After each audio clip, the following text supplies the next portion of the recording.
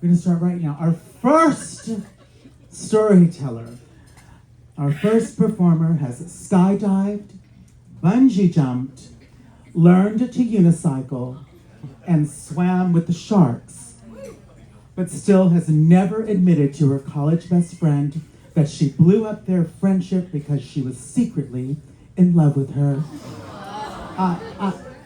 I've been there. Y'all, please welcome to the stage, Rebecca Bendheim.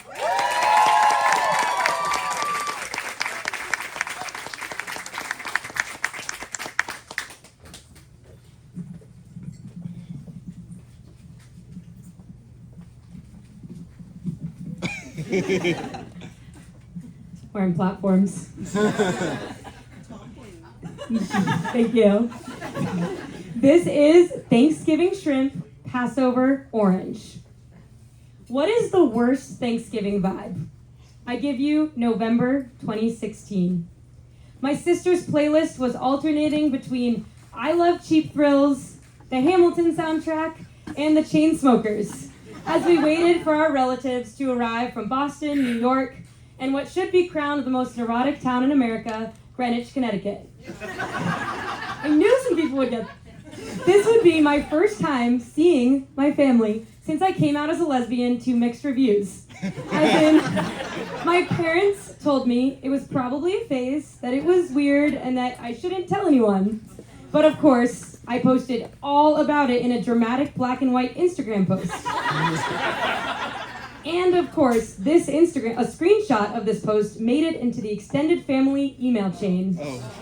Since then, whenever I mentioned anything gay around my parents, the room descended into complete and awkward silence.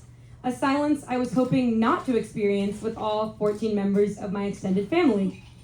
Oh, and Trump was elected that year, 2 weeks prior to at least 1/3 of the attendees' delight. Things started out okay. My Boston Uncle James came in with his giant professional camera, like he did every year, and took zoomed-in shots of us holding bread rolls. My older cousin Bradley told me my coming out Instagram post was dope, and asked if I had heard any of the Kanye West songs that mention lesbians. He listed the songs, and I actually did know one. Who knew harder, better, faster, stronger mentioned lesbians, representation? I enjoyed this conversation at first. We were talking about gay stuff, and it wasn't that awkward. Bradley wasn't whispering. But when he looked up the songs on his phone and started showing me the lyrics, I was ready for a topic change. Luckily, that was when Aunt Vicky from Greenwich walked in with her husband. We all went quiet and stared. Before that moment, we hadn't been sure if Aunt Vicky was coming at all.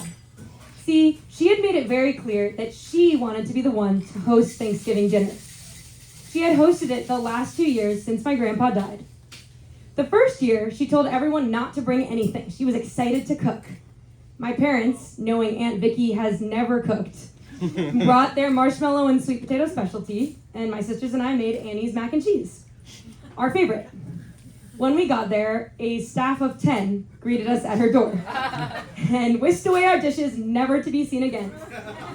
Aunt Vicky had gotten Thanksgiving dinner catered.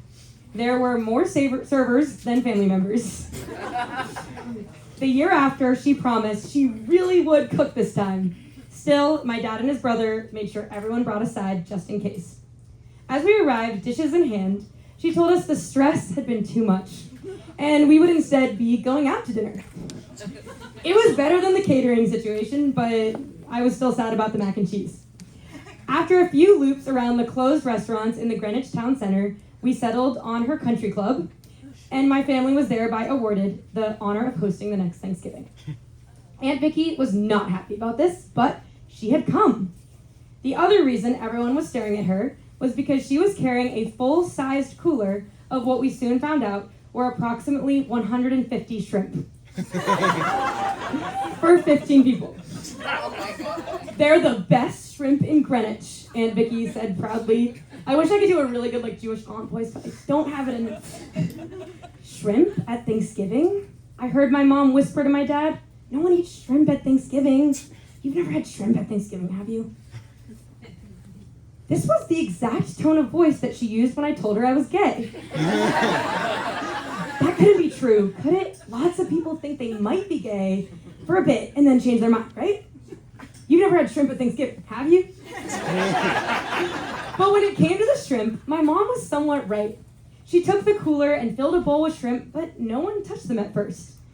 Only a few did later on when Aunt Vicky stood post right next to the bowl and forced them onto people's dessert plates, saying, "You've got to try this. Just one. You'll want another, I promise you. They're the best shrimp in Greenwich." In between giving me the email addresses of every gay and lesbian person she knew so that I could connect with them and maybe they would give me a job for after college. In what, I wondered, the gay industry? Side note, I did actually email one of Aunt Vicky's lesbian friends. She did not give me a job, but she did set me up on a pretty good date with her younger queer coworker, which was one of my first real dates ever. So shout out to Aunt Vicky for that. Yes, Aunt Vicky. After all the relatives had made it home and my sister turned Hamilton back on for our cleanup, we realized Aunt Vicky had forgotten something at our house. The shrimp. The whole cooler. My parents began to plan a trip to the dumpster. Trash day wasn't till Tuesday. When Aunt Vicky called, having just arrived home, she asked, "How are the shrimp?" My dad, always one for being honest, told her about the dumpster plan. She was appalled, telling my parents the exact cost of this 20-pound cooler. I didn't hear it through the phone, but my parents' faces told me all I needed to know. The cost of this shrimp cooler would have paid for at least a portion of my senior year college tuition. Aunt Vicky ordered my parents to ship it to her. But when my mom looked up how to ship 130 shrimp 200 miles, we're from Rhode Island, so that was a long. It included complicated ice packs and another obscene price tag. So they stuck with the dumpster plan. A few days later, a letter from Aunt Vicky arrived in the mail. It was an invoice. For the rest of the week and all through Christmas season, all my family talked about was Aunt Vicky and the shrimp. I was glad for it.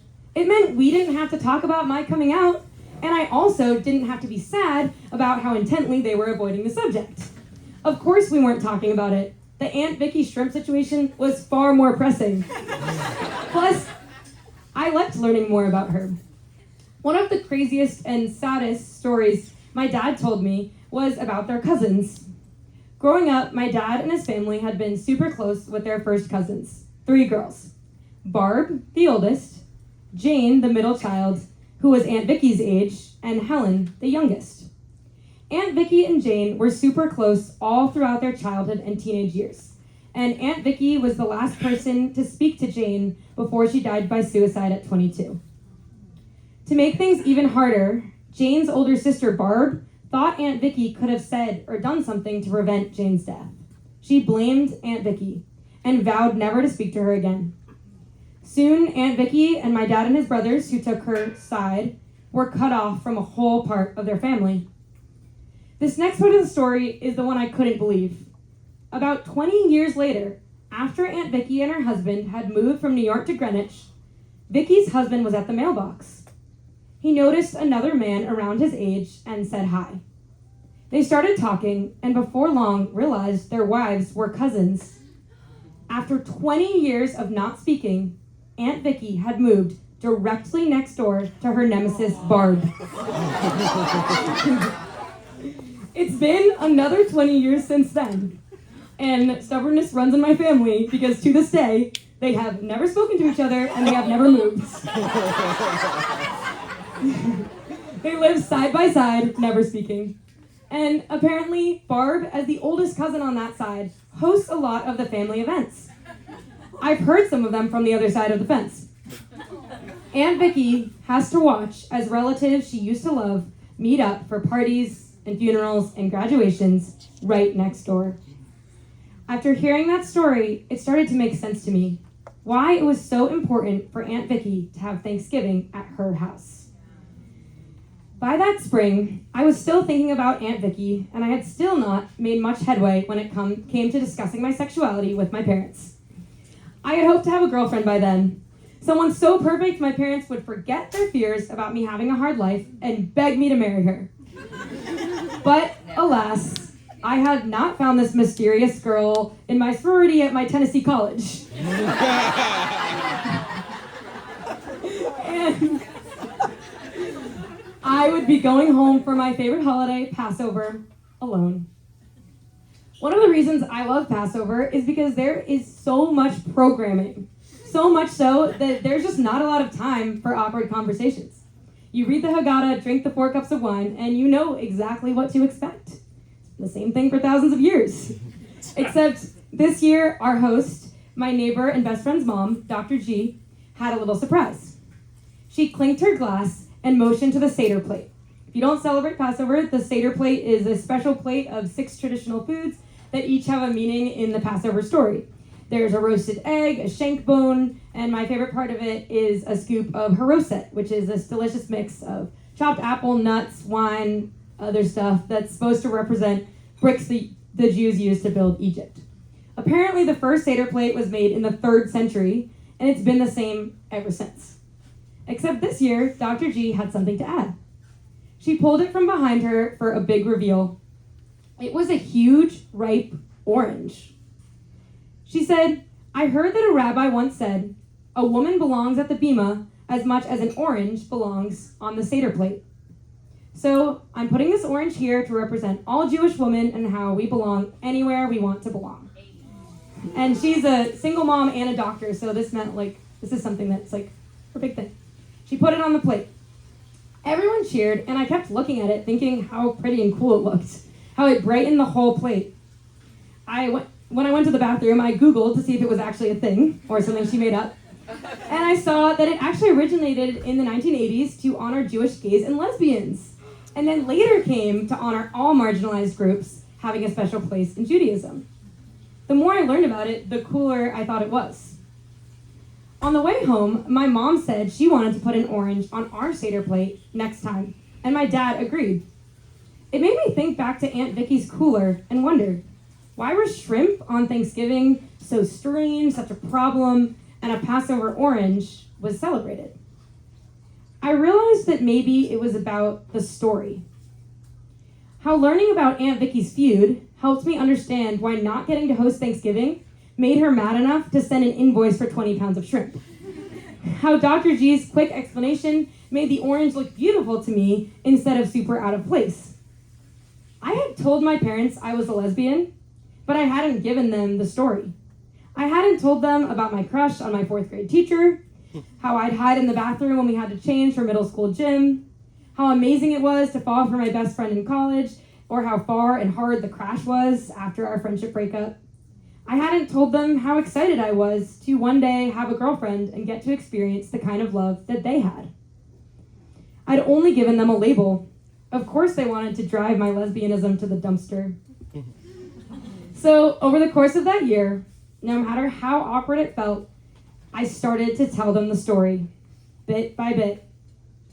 And at last year's Thanksgiving, 6 years later, I brought my girlfriend to meet them right before we drove off to Thanksgiving at Aunt Vicky's, still catered, of course. And this Thanksgiving, I was doing some errands with my dad before we hosted the meal, going on and off situation now, and he pulled into a local restaurant and asked me to run in and pick something up inside.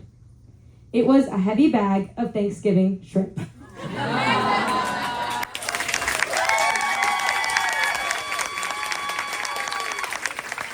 Give it up for Rebecca Bendheim! That was amazing. Rebecca has a book of poetry for sale called Coming Out Party. No, Thais, bring it up here so we can see it. Let's see it, yes. It's so good. Coming Out Party by Rebecca Bendheim. Yes. Back there at the river table. Here you go. Thank you. Thank you, Thais. Alrighty.